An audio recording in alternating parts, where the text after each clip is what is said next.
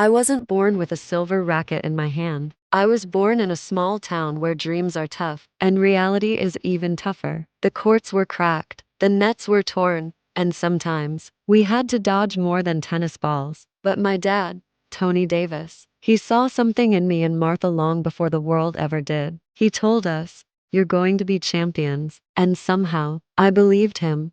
People thought it was impossible. Two black girls from that little county taking over tennis? But my father's belief was louder than their doubts. So we kept hitting and hitting until belief turned into destiny. We didn't grow up with much, but we had something money couldn't buy.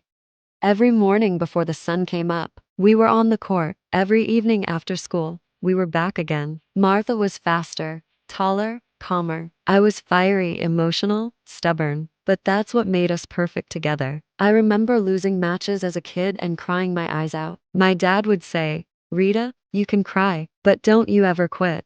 And I never did. Every loss was a lesson, every setback, a setup for something greater. Soon everything started to change. New coaches, new competition, new pressure. I was the little sister, the one everyone compared. But I didn't want to be the next Martha. I wanted to be the first Rita. I walked into my first major tournament with nothing to lose and walked out a champion. The world finally knew my name. I looked up into the crowd that night and thought, "Dad, we did it."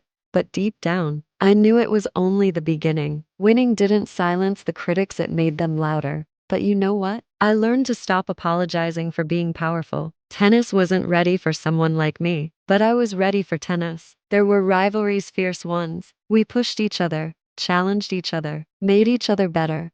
But my biggest opponent was myself. There were times I lost focus, times I doubted, times I broke down, but I always came back stronger. Because champions aren't defined by trophies, they're defined by recovery. All the trophies were proof that no mountain was too high, no court too hard, no critic too loud. Life changed again when I became pregnant. Pregnancy wasn't easy. I almost lost my life bringing my child into the world. But when I held her in my arms, I felt the strongest I'd ever been. Coming back after that was hard. My body was different. My mindset was different. The world kept asking, "Can she still win?" And I asked myself, why do I even need to prove it? Every match I played after becoming a mom wasn't about trophies anymore. It was about showing my daughter and every young girl watching that you can be anything. A fighter, a mother, a queen, a champion, all at once. I've spent over 2 decades chasing perfection, knowing it doesn't really exist. But I came close, not because I was perfect, but because I was persistent. Now I can look back and smile.